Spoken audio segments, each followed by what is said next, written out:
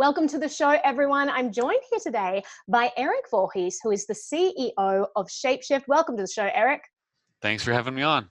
We're going to be talking about all things Facebook and Libra. So recently, Facebook went ahead and they announced their new cryptocurrency that they're going to be launching that is called Libra. And immediately governments all over the world got outraged about this, felt incredibly threatened. We had Maxine Waters in the United States saying, Facebook needs to stop immediately. But then today, they actually just sent a letter to Libra saying you must officially cease and desist. You have to stop all development on this project. And they cited some very interesting things in this document. So let's talk about this. What is your reaction to all of this?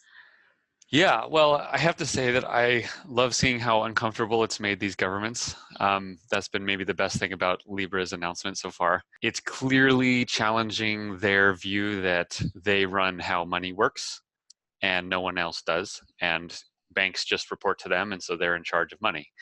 And Bitcoin and crypto have emerged slowly over the last decade, and that's certainly made them uncomfortable. But it's been kind of a frog in the pot phenomenon, and they've tolerated it thus far.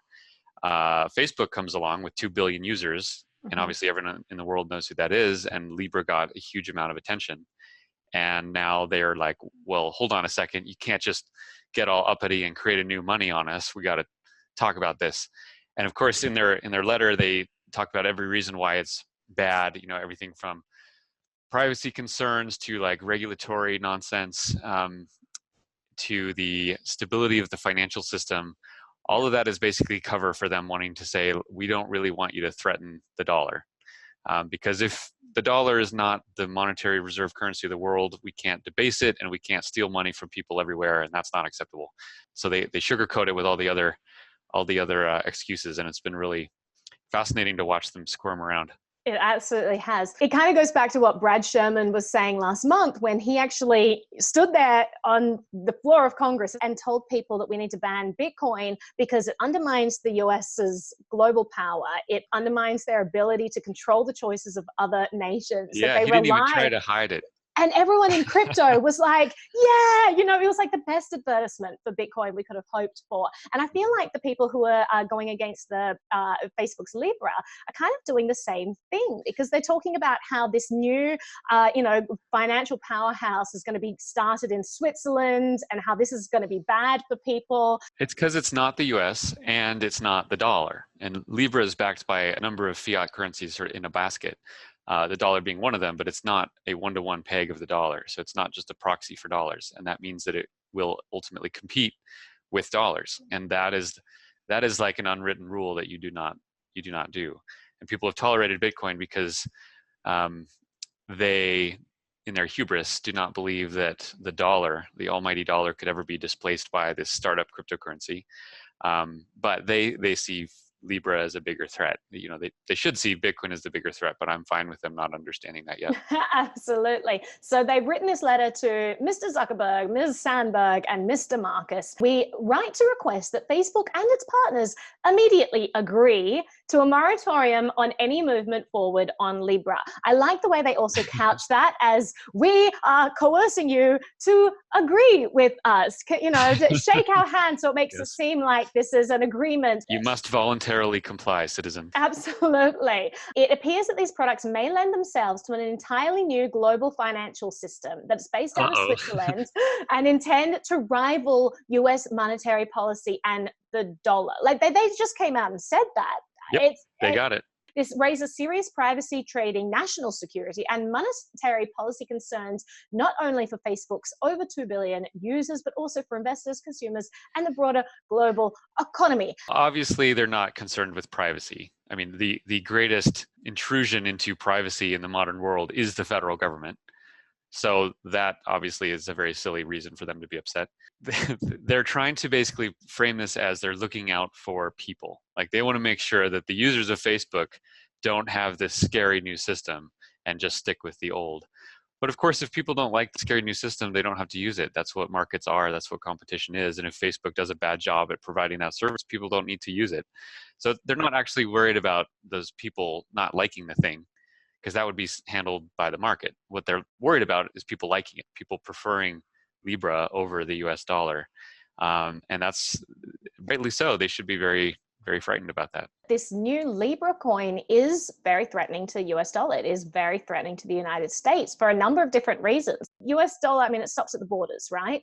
And it's very hard to move that money internationally. If you're looking at a company like Facebook that already has billions of users all over the globe, and they're going to be implementing their own currency that all these people can transact with between countries, I mean, that seems far superior to the US dollar.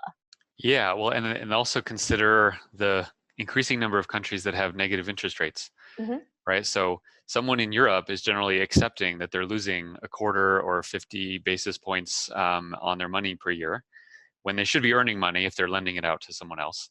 But they tolerate that because there's not really a good stable alternative. They're not going to put it into Bitcoin because it's too volatile for them. So, they're kind of stuck. And now Libra comes along with a currency that'll be very stable, at least in the short and medium term, and won't have a negative interest rate. I think a lot of people will feel comfortable leaving some money in there versus a negative yielding interest account, especially if it's easier to send that around the world than something that's locked into a certain country in the European Union. It's not just threatening to the US dollar, it's also threatening to banks. Because if you look at the perks that I presume Facebook is going to be giving users, you don't get any perks using a bank these days. If I put money into a bank, I'm not getting an interest rate. I'm not earning money on that. They're just lending out my money to other people and I get nothing in return, right? Except the convenience of having an electronic form of money. But Facebook, I presume they're going to be giving people discounts if people use merchants on Facebook. I presume that partners like Spotify are probably going to give people discounts for using the Libra on their platforms. I really do think that there are going to be a lot of incentives pushing people towards this currency. Well, and then all the basic services that you do get through banks, like loans and mortgages, that kind of thing. Obviously, those are going to end up in Facebook's system in the medium term. So yeah, I would be pretty upset about this whole thing if I was a bank, but they haven't innovated for decades. They are a branch of the federal government. They don't deserve anyone's business in the first place. And so I'm happy to see Facebook pushing ahead with something new. And certainly no one should look at Libra as a bastion of privacy. It's going to be, as bad as any normal bank, probably not worse than a normal bank. But what it does is it actually causes people to have the conversation about what are different kinds of currencies.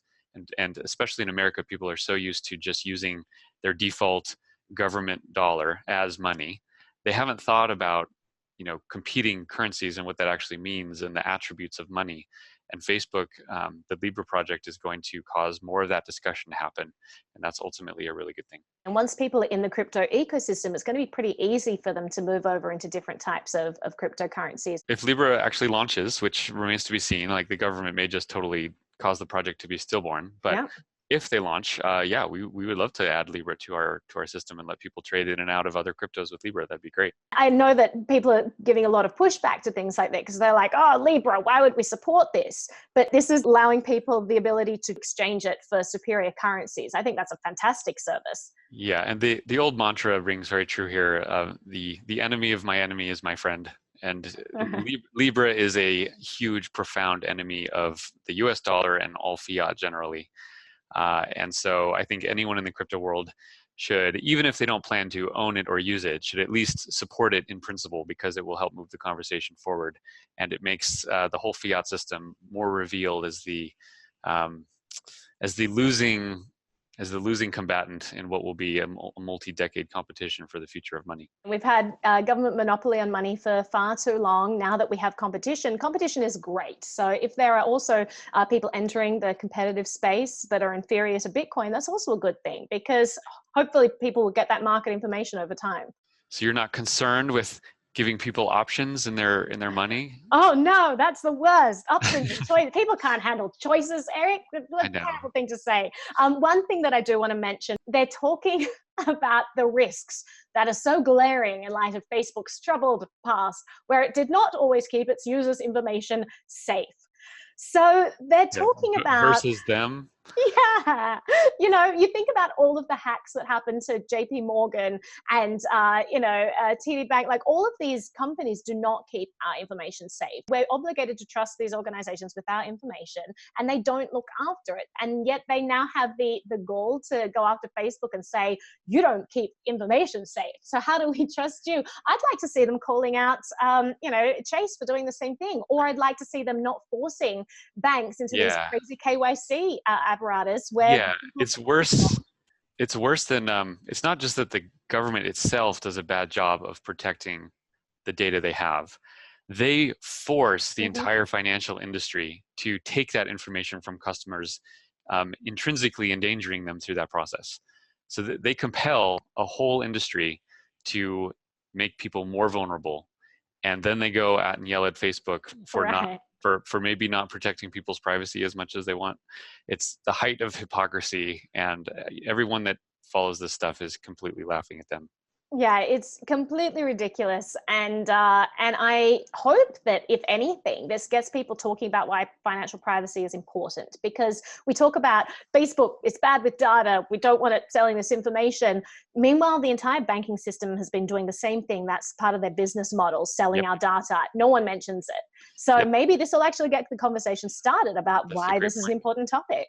Great point. In this letter, the last sentence of it, it says, failure to cease implementation before we can do so, before we can have hearings, they're referring to, risks a new Swiss-based financial system that is too big to fail.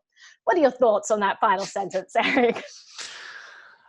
That's weird. How did that get through their editing board? That sentence doesn't make sense. They are the reason things are too big to fail. Is that a threat? Like, careful, if you keep going, we'll make sure to bail you out. Yeah, I'm not even sure what they're saying there. It's like the strangest thing. And there's so many things to unpack in that. So amazing. Also, one thing that's interesting is that they made this an open letter. So clearly it's done largely for posturing. I think they actually do want Facebook to stop, but they could have also made this a private letter to them, just through back channels and lawyers. But they wanted their constituents to see that they're being tough on evil Facebook. And so I think the grandstanding by particular politicians sometimes prevents them acting as a unified government from actually being more effective. Or in other words, if those politicians weren't looking out for their own votes, they would be more effective at stopping these kind of threats. So that's cool to see that, like, the politicians are putting their own self-interest in front of the government, because that actually weakens the government, which makes me happy. I love that, this sort of backward, like, positive externality that happens. And it is nice to see that they're sending this to Facebook, Facebook being this permissioned, centralized cryptocurrency, and knowing that they can't do the same thing to Bitcoin. Yeah, maybe they did send something to Bitcoin, but no one read the letter because no one was there to answer it. Exactly. They sent it to the Bitcoin CEO, and the Bitcoin CEO. Oh God, what if Craig Wright gets a similar letter? That would be. I kind of enjoy that. I don't know. That could, in the crazy world of crypto, that could totally happen, and then he shows up on Capitol Hill for the hearings, acting on behalf of Bitcoin. Oh my God, that's just so.